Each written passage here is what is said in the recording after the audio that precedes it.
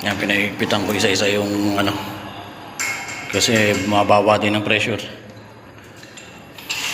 Yan lahat din pre, pakihigpitan lahat. Ito, saan mo ginagamit?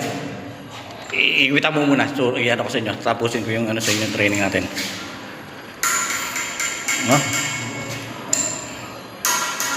Oh, yung palagay mong ano lang ha.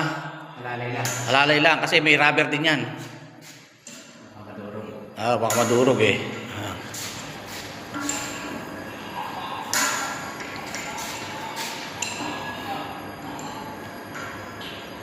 Okay.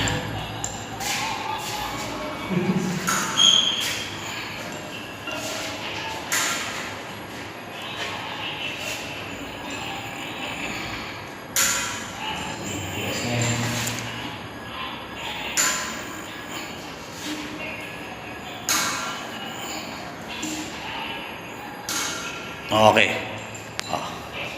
Ito, Brad. Yan. Surgical air. Ang surgical air, ginagamit to. Reserve lang to. Okay. Meron tayong surgical air na planta. Hangin. Karaniwang hangin to. Yun yung hangin na nasa lahat natin, sa air. Yung pangkaraniwang hangin. Ginagamit to sa mga medical equipment.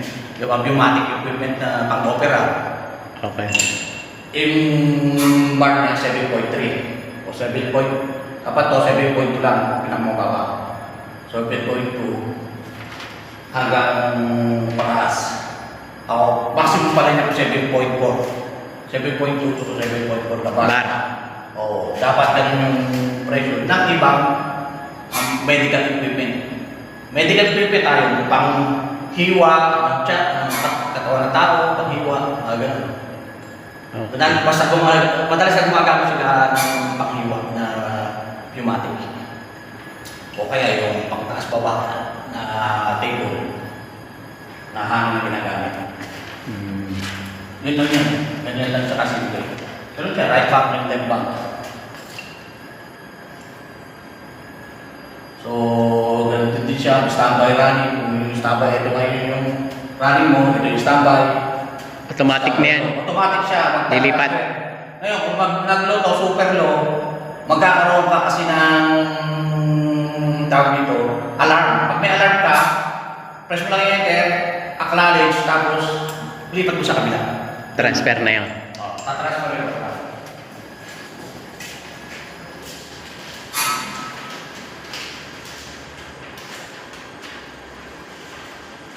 Hindi mo tayo sa kaya na tumawag yung origo eh.